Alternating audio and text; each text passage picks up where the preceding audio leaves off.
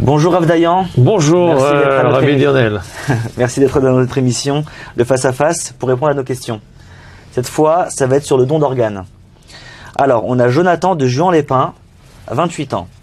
Je suis en train de remplir des formulaires officiels concernant le don d'organes. J'ai entendu que cela pose problème, or je pensais que sauver une vie était la chose la plus importante qui nous soit donnée d'accomplir. Qu'en est-il? Quelle est l'optique juive concernant cela? En effet, sauver une vie, c'est très important. Il faut que l'on dise d'entrée de jeu, comme on dit. Si on a une personne dont la vie est en danger, et à côté, ou un peu plus loin, on a une autre personne de laquelle on peut retirer un organe pour sauver la personne qui est en danger. Il n'y a aucun doute, la Torah permet de retirer un organe d'une personne qui n'est plus de ce monde pour sauver la vie d'une personne en danger. Donc que les choses soient claires. Elle permet ou elle oblige? La permet, la Torah. C'est une mitzvah. Vous avez raison. Non seulement elle permet, ben oui, je n'ai pas besoin de dire qu'on oblige parce que les gens s'obligent déjà eux-mêmes, d'eux-mêmes. Donc on se demande est-ce que c'est permis? Oui, c'est permis. À ce sujet, il n'y a aucun doute. La vie d'une personne repousse toute la Torah. Comme on a dit dans une autre émission, de Face à Face, Yom Kippour, c'est une obligation de manger pour une personne qui a la vie en danger. Et même en cas de doute, on ne sait pas. Il faut manger en cas de doute. Shabbat, on ne sait pas s'il y a un problème, on prend le téléphone et on appelle une ambulance. Donc que les choses soient claires. Alors pourquoi ce fameux problème de don d'organes a fait parler de lui et a entraîné des émeutes, en quelque sorte? Le problème, en fait, il se trouve ailleurs. Il ne se trouve pas dans la personne que l'on veut sauver, il se trouve dans la personne de laquelle on retire l'organe. D'accord. Alors le problème essentiel que l'on veut éviter, que la Torah veut éviter, c'est que l'on retire l'organe alors que la personne n'est pas, entre guillemets, morte selon la halakha. Et là, la chose devient très grave. On a beau vouloir sauver une vie, et on vient de le dire, c'est une mitzvah de la Torah. C'est une obligation de la Torah. Mais, attention, la fin ne justifie pas les moyens. On n'a pas le droit de tuer une personne, et je dis bien tuer une personne, pour en sauver une autre. Qu'est-ce qu'on a gagné? Et donc, si on tue une personne, enfin, si on tue, oui, je dis bien une tuer personne pour lui faire gagner encore un jour de sa vie, et l'autre, alors qu'il a toute sa vie devant lui, 50 ans. Il n'y a pas une proportion qui est complète? C'est une bonne question, mais une telle permission n'est mentionnée nulle part. On n'a pas le droit de tuer une personne qui doit vivre, qui ne peut vivre qu'un jour, pour sauver la vie d'une autre personne qui va vivre 3 jours.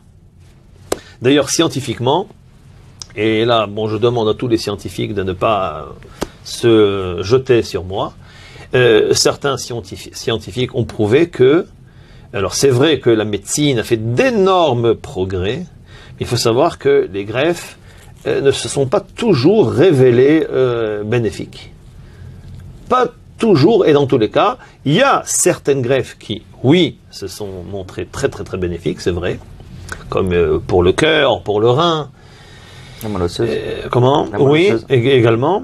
Mais en tous les cas, pour en revenir à votre question, on n'a pas le droit de tuer une personne, même si ce n'est qu'elle n'a qu'à vivre quelques minutes pour sauver la vie de quelqu'un d'autre qui va vivre 10 ans. Une telle permission n'est mentionnée dans aucun décisionnaire. Donc, quand on vient et on dit à une personne, attention, les grands de la Torah ont interdit de signer ces fameux documents. En Israël, ça s'appelle la carte Hadi, si je ne me trompe pas. En France, il y a un autre nom. Les grands rabbins, ils ont dit que c'est interdit? Alors, oui, Ils les ont interdits, mais non pas du fait que on ne veuille pas sauver la vie de qui que ce soit d'autre, pas du tout. On a dit que la Torah oblige, et c'est une grande mitzvah, de se faire soigner et de sauver la vie de quelqu'un d'autre. Le problème est que, et même si on sait très bien qu'il y a une obligation d'enterrer le corps, on sait très bien que d'après la Torah, l'incinération est complètement interdite. Pourquoi? Parce qu'il y a une mitzvah d'enterrer le corps. Ki afar ata, ve'el afar tashuv. On vient de la terre, d'ailleurs le mot Adam vient de Adama, et on doit retourner à la terre. Et c'est d'ailleurs la raison pour laquelle on vient de le dire, l'incinération est strictement interdite. Et donc, si c'est comme ça, un don d'organe devrait être interdit, même si c'est pour sauver la vie de l'autre. Pourquoi? Parce que l'organe en question ne va pas être enterré. Il ne va pas être brûlé. Comment? Il ne va pas être brûlé, il va être enterré avec l'autre. Non, mais l'interdiction n'est pas de brûler. Il sera enterré avec l'autre. Vous avez raison, très bonne question, on me l'a déjà posé une fois. Personne n'est immortel. Mais ce qu'il y a, c'est qu'on a l'obligation d'enterrer le plus vite possible le corps, mais on n'a pas le droit d'en faire autre chose. Alors l'incinération, c'est une manière de ne pas l'enterrer, mais c'est pas l'incinération en soi qui est interdite. C'est le fait de ne pas l'enterrer. Alors là, vous me dites que très bien, il va être enterré plus tard. Mais vu que sauver une vie, c'est plus grand que Yom Kippour, alors c'est plus important. Très bien, vous avez raison. Et pourtant, c'est permis de prélever un organe pour sauver la vie d'une autre personne. Okay. Ce que je viens de dire, c'est pour prouver que la Torah n'interdit pas le don d'organes. Là où il y a un problème, c'est pour le donneur. Est-ce qu'on va prélever l'organe à un moment où il est vraiment mort d'après la Torah? Alors il faut savoir que jusque dans les années 50, jusque dans les années 60, le monde entier, peut-être qu'il y avait des exceptions, pensait que la mort d'une personne, c'était lorsque il n'y avait plus de fonction ni du cerveau, ni du cœur, et ni de respiration. Jusqu'à une certaine époque. Depuis que la médecine a fait ses progrès en ce qui concerne les dons d'organes et les greffes, alors, comme ça on le dit, c'est apparemment prouvé, on a changé la définition de la mort dans certains pays, afin justement de pouvoir se servir des organes d'une personne pour sauver une autre personne. C'est beau, alors, non? C'est beau, vous avez raison, tant que on reste dans l'esprit de la halakha. Si on a une Gemara, on a des écrits de la Torah écrite et des écrits de la Torah orale, qui nous disent qu'une personne est considérée comme morte uniquement lorsque le cœur ne bat plus, lorsqu'elle n'a plus de respiration, et lorsque le cerveau également est éteint. Il y a trois on n'a plus, oui, trois conditions d'après la Torah. On n'a pas le droit de changer la définition. Alors les goïms qui ont eux une autre Torah, ils font ce que bon leur semble. Et je vais vous prouver, d'ailleurs Rav Eliashiv et d'autres grands poskim rapportent, ils se sont renseignés. Par exemple, il y a eu, regardez, au Danemark, c'est une fameuse question, une fameuse histoire qui a fait du bruit dans le monde entier. C'était une femme au Danemark. Elle était sur son lit d'hôpital, juste quelques secondes avant qu'on lui prélève 2 organes. Elle était morte. Elle s'est réveillée à la dernière seconde. On était en train de... Elle s'est réveillée. Alors qu'elle était dans ce qu'on appelle un mavet clinique, une mort clinique, mort cérébrale. Et elle s'est réveillée. D'autres scientifiques ont prouvé également qu'une femme enceinte qui est morte selon ce que les scientifiques et la médecine, certains médecins disent, elle peut mettre à terme sa grossesse en étant morte cliniquement. Ce qui prouve bien que le corps il continue à fonctionner. Qu'elle est vivante en fait. Qu'elle n'est pas morte. Elle n'est pas morte. Et c'est impossible de faire un don d'organes, même post-mortem, selon la Torah. Mais elle n'est pas morte. Oui, mais disons qu'elle est morte. Si elle est morte, oui. Elle est morte. Si d'après la Torah, elle est morte, il n'y a pas des formulaires qui disent quand j'ai plus de respiration. Vous avez raison. Vous avez raison, mais le problème est que il faut, comme dans un restaurant, il faut un mashgiach qui surveille. Eh bien, il faudrait un mashgiach, un surveillant, qui soit là, qui surveille que, et en effet, vous avez raison. Ça serait possible. Vous avez raison. Et pourquoi personne ne fait alors? Pourquoi personne ne s'en occupe? Je ne sais pas. Vu que c'est tellement important. Vous avez raison. Il faut s'organiser. Il y a encore plein de choses dans le monde. Le monde n'est pas encore complet. Sinon, ma chère serait là. Vous avez raison. Si un tel organisme voudrait mettre sur pied une telle organisation, oui, s'il y a un surveillant rituel qui affirme et qui approuve. Écoutez, aujourd'hui, il y a quelqu'un, qui tombe. Le médecin légiste, c'est quoi son but? C'est quoi sa fonction? C'est d'approuver que la personne est vraiment morte et donc on peut commencer le processus de l'enterrement. Eh bien, il faut la même chose, un surveillant légiste qui, selon la Torah, va approuver que la personne est morte.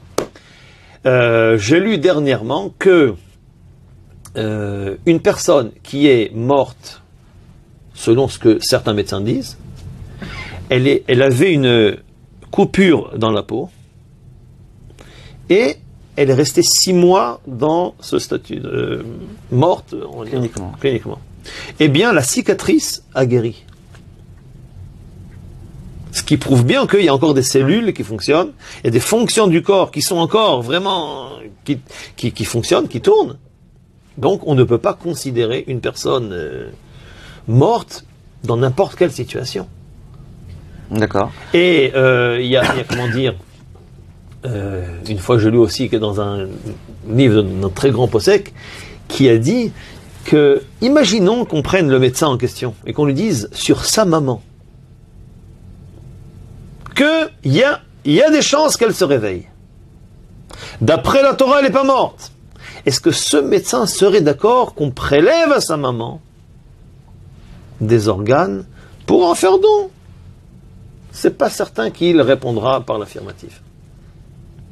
Parce que quand ça touche à son papa, sa maman, bon, on a la Torah. La Torah nous dit, voilà. Je pense qu'il y a beaucoup de signataires, des gens qui vont signer, qui se disent, bon, si mon cerveau ne fonctionne plus, c'est pas grave, donne tout mon corps, de toute façon, je préfère mourir comme ça qu'être un légume. Il n'y a pas de problème, celui qui veut signer. Même mon cœur, donnez mon cœur, tant qu'il bat. Écoutez, nous, il revivra. Comme on l'a dit dans un autre face-à-face, la Torah, c'est une Torah d'action. La Torah nous dit, tu n'as pas le droit de tuer. Donc, on ne tue pas. Qu'est-ce qui s'appelle tuer? Il y a des définitions bien précises. C'est pas compliqué. D'accord. Maintenant, il faut savoir que tuer, c'est aussi faire honte à l'autre. Il y a des gens qui sont prêts.